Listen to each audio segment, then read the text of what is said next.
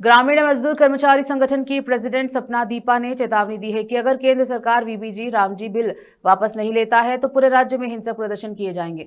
शुक्रवार को शहर के जिला पत्रिका भवन में एक प्रेस कॉन्फ्रेंस को संबोधित करते हुए उन्होंने कहा कि ग्रामीण मजदूर कर्मचारी संगठन GRACUS विकसित भारत रोजगार और आजीविका मिशन ग्रामीण वीबीजी रामजी मिशन 2025 बिल की कड़ी निंदा करता है। यह बिल मजदूरों और किसी भी लेबर ग्रुप से सलाह किए बिना बनाया गया है। यह बिल मनरेगा 2025 को पूरी तरह से खत्म करने की कोशिश है।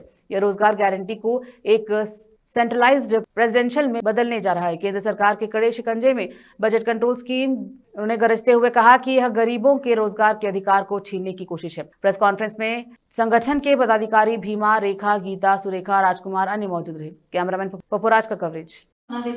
ನಾನು ಗ್ರಾಮೀಣ ಕೂಲಿ ಕಾರ್ಮಿಕರ ಸಂಘಟನೆಯಲ್ಲಿ ಜಿಲ್ಲಾ ಕಾರ್ಯಕರ್ತೆಯಾಗಿ 8 ವರ್ಷದಿಂದ ಕೆಲಸ ಮಾಡ್ತಾ ಇದ್ದೀನಿ. ಗ್ರಾಮೀಣ ಭಾಗದಲ್ಲಿರುವ ಸಮಸ್ಯೆಗಳ ಕುರಿತು ಕಾರ್ಮಿಕರ ಜೊತೆಗೆ ಕಾರ್ಮಿಕರ ಕುಂದುಕೊರತೆಗಳನ್ನು ಬಗೆಹರಿಸುವ ಕೆಲಸ ಮಾಡ್ತಾ ಬಂದಿದ್ದೀವಿ. ಇವತ್ತು 20 ವರ್ಷದ ಕೆಳಗೆ ಏನು 2005ರಲ್ಲಿ ಮನ್ರೇಗಾ ಕಾಯ್ದೆ ಏನು ಜಾರಿ ಆಯಿತು, ಆ ಕಾಯ್ದೆಯನ್ನ ಸತತವಾಗಿ 20 ವರ್ಷಗಳ ಕಾಲ ಕೆಲಸ ಮಾಡ್ತಾ ಬಂದಿದ್ವಿ. ಅದರೊಳಗಡೆ ಇವತ್ತು ನಿನ್ನೆ ಏನಾಗ್ಯದ, ಲೋಕಸಭೆಯೊಳಗ ಕೇಂದ್ರ ಸರ್ಕಾರ ಮನ್ರೇಗಾ ಮಹಾತ್ಮ ಗಾಂಧೀಜಿ ರಾಷ್ಟ್ರೀಯ ಗ್ರಾಮೀಣ ಉದ್ಯೋಗ ಖಾತ್ರಿ ಯೋಜನೆ ಈ ಕಾಯ್ದೆಯನ್ನ ಯೋಜನೆಯನ್ನಾಗಿ ವಿ.ಬಿ.ಜಿ. ರಾಮ್ಜಿ ಬಿಲ್ ಅಂತ ಪಾಸ್ ಮಾಡಿದ್ದಾರೆ.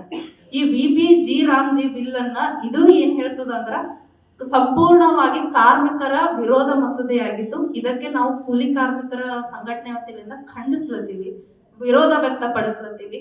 ಕಾರ್ಮಿಕರ ಹೊಟ್ಟೆಯ ಮೇಲೆ ಹೊಡೆಯುವ ಸರ್ಕಾರ ಏನ್ ಈ ನಿಯಮ ಜಾರಿಗೆ ತಂದದ, ಇದಕ್ಕ ನಾವು ಮುಂದಿನ ದಿನಗಳ ಅಂತರ ಒಂದು 8-10 ದಿವಸಗಳಿಗೆ ಬೀದಿಗೆ ಬಂದು ಹೋರಾಟ ಮಾಡ್ತೀವಿ ಅಂತ ಈ ಮೂಲಕ ತಿಳಿಸ್ಲತ್ತೀವಿ ಸರ್. ಈ ಮಸೂದೆ ಏನು ಹೊಸ ಮಸೂದೆ ಜಾರಿ ಆಗ್ಯದ, ಇದು ಕಾರ್ಮಿಕರ ಬೇಡಿಕೆಯ ವಿರೋಧದ ಮಸೂದೆಯಾಗಿ ಜಾರಿಗೆ ಬಂದದ. ಮತ್ತೆ ಕಾರ್ಮಿಕರ ಏನು 100 ದಿನಗಳ ಕೆಲಸ ಕೊಡ್ತಾ ಇತ್ತು ಹಳೆ ಮನ್ರೇಗಾ, ಈ ಯೋಜನೆ ಏನ್ ಹೇಳ್ತದ, ಕೃಷಿ ಚಟುವಟಿಕೆದಾಗ 60 ದಿನಗಳು ನಾವು ಕೆಲಸ ಮಾಡಬಾರದು ಅಂತ ಮಸೂದೆ ಒಳಗೆ ಮಂಡನೆ ಮಾಡ್ಬಿಟ್ಟಿದಾರ. ಮತ್ತೆ ಮನ್ರೇಗಾ ಏನ್ ಹೇಳ್ತಿತ್ತು, ವಿಕೇಂದ್ರೀಕರಣ ಹಕ್ಕನ್ನ ಇತ್ತು. ಸಂವಿಧಾನದ 73ನೇ ತಿದ್ದುಪಡಿ ಏನ ವಿಕೇಂದ್ರೀಕರಣ ಹಕ್ಕು, ಇದು ಸಂಪೂರ್ಣವಾಗಿ ಈ ಮಸೂದೆ ಆ ತಿದ್ದುಪಡಿ ದುರ್ಬಲಗೊಳಿಸಿದ. ಏನು ಗ್ರಾಮ ಸ್ವರಾಜ್ ಹಕ್ಕು ಕಾರ್ಮಿಕರಿಗಿತ್ತು, ಆ ಗ್ರಾಮ ಸ್ವರಾಜ್ ಹಕ್ಕನ್ನ ತೆಗೆದುಹಾಕಿ ಕೇಂದ್ರೀಕರಣ ಏನು ಅಧಿಕಾರ ಕೇಂದ್ರೀಕರಣ ಮತ್ತೆ ನಮ್ಮ ಬೇಡಿಕೆಗಳ ಈ ಮಸೂದೆನೇ ಹೇಳ್ತದ.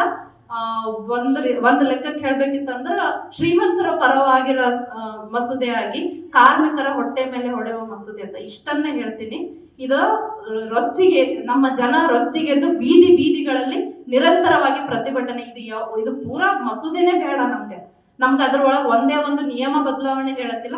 ನಮಗ್ ನೇರವಾಗಿ ಹೇಳ್ಬೇಕಿತ್ತಂದ್ರೆ ಈ ಮಸೂದೆ ಬೇಡ, ಮನ್ರೇಗಾನೇ ವಾಪಸ್ ತಂದು ಕೊಡ್ಬೇಕು ಅಂತ. ಆ ವಾಪಸ್ ಬರೋವರೆಗೂ ನಾವು ಹೋರಾಟ ಮಾಡ್ತಾನೆ ಇರ್ತೀವಿ ಅಂತ ಈ ಮೂಲಕ ಹೇಳ್ತೀನಿ. ಧನ್ಯವಾದ.